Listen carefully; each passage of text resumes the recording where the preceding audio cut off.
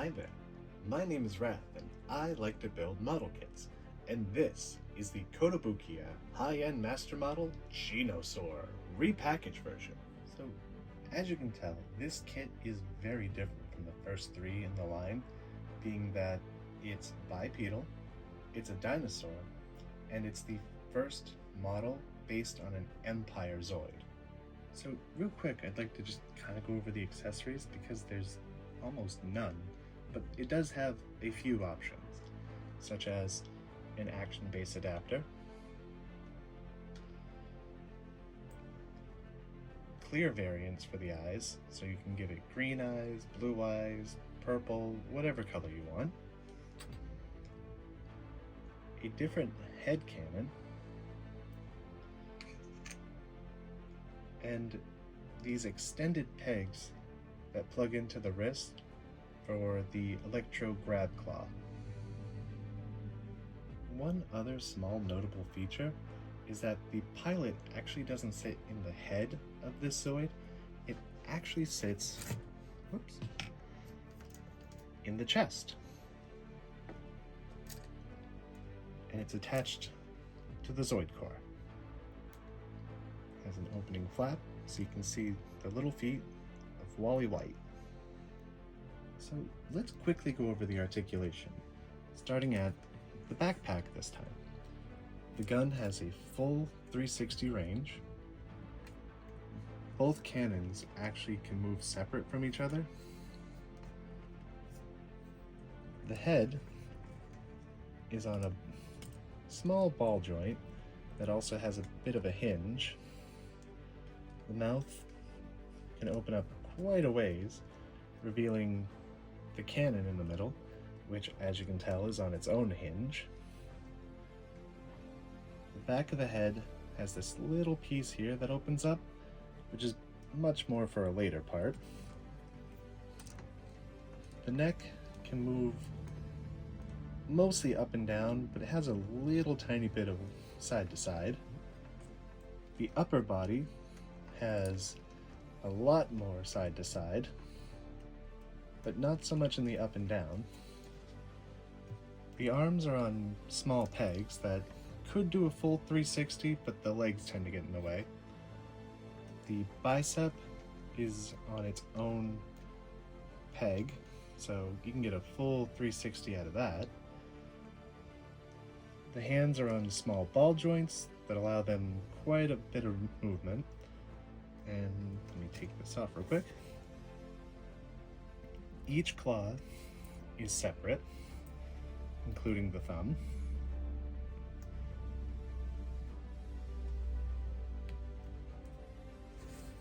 The legs don't have a whole lot of bend to them.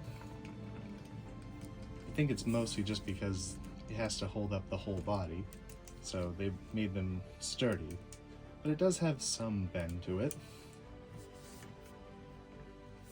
The back of the legs have these opening gimmicks with little boosters. The feet are on these pegs down here that can kind of move out, but looks a little weird. Each toe is individual, much like the shield and blade lagger. These anchors can fold down onto the ground. This anchor can also fold all the way down.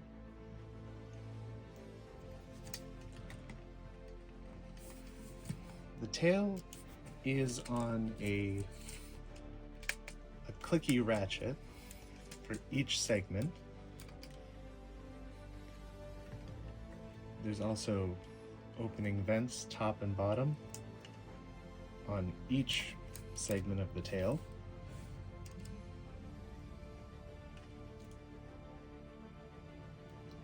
Which also have these little fins on the inside of each one that you have to manually move, and they can be very, very tedious. The hip itself is on a peg that moves a little in and out, but do be careful because it might be hard to see, but my joint here actually cracked right down the center, so be careful with that because it is a common occurrence with this kit. Much like the arms are supposed to have a little peg that holds this part still so that it will just rotate on the ball joint, but because of how tiny that little piece is, it snaps right off very easily. So real quick, I actually want to show you what the accessories look like for this kit, being the extended claw and the swapped head cannon. So what you would do is pop this one loose and put the peg right in, and that's it with its different head cannon. And for the arms, you would actually pull these out, take this small peg out, and swap it for the extended claw, and then slide it right back in. And you can do the same for the other claw as well. Now, let's move on to probably the main reason most people want to get a Genosaurer, or maybe one of the reasons why they like the Genosaurer so much, being its charged particle cannon, which is kind of just the whole body of the Zoid with legs. So the first thing you want to do is to get it into a nice stable position. Then you'll want to put down all 3 leg anchors on both legs. Open up the flaps on the back of the leg. Try to position it in a straightforward stance. Make sure the tail's straight. Open up all 8 vents on the tail. Some of them can be a bit tricky. Then you'll want to go in with like a Q-tip or like a toothpick or even the tip of a hobby knife and open up each one of these vents. This is arguably the most tedious and biggest hassle of this kit, is getting all these vents lined up.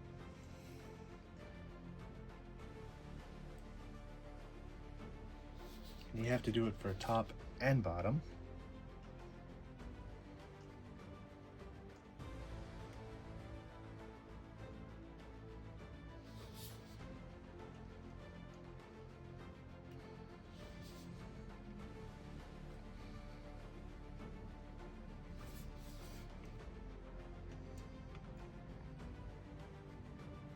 There. See what I mean? So these parts might want to come loose from the main part. You just squeeze them back together and it'll be fine. Or, optionally, glue them down. Next, make sure it's as straightforward as you can. Open up the neck vents, lift the back flap on the head, open the jaw all the way, and position the cannon however you see fit. And that is the charged particle cannon mode. So let's go over the good and bad about this kit. We'll start with the bad.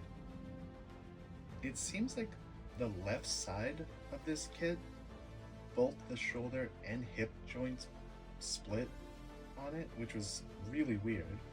And only the left shoulder that connects to the body, that little peg broke. But outside of that, it's actually a really good kit.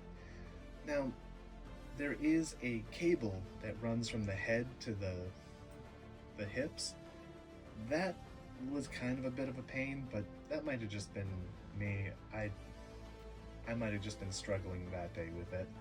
But outside of that, everything else about this kit is actually pretty cool. Like, yes, some of those vents, I would suggest gluing them. The parts on the tail that open up, glue the top to the base, but not the moving vents. The hips and ankles are pretty good, but luckily, because of these anchors on the back, it definitely helps with its stability, because it definitely likes to wobble. But with those anchors, it doesn't wobble as much. For a quick size comparison, here it is next to the high-end Master Model Shield Liger, the Command Wolf, in the previous review, the Blade Liger. As you can tell, the Genosaurer is a big kit. It's not as wide, so to say, as like the Shield or the Blade Liger, but it's definitely a lot taller. So, thanks for stopping by. I really appreciate it. If you liked the video, please leave a like. If you have a question about the video or some comment that you want to leave a comment. If you know someone who might be interested in getting this kit, send them this video. So that's it for our look at the Kotobukiya high-end Master Model Genosaurer. As is tradition now, I'll post some pictures up at the end showing off some of the posing and articulation that the kit's capable of. But until the next video, stay safe and Zoid on.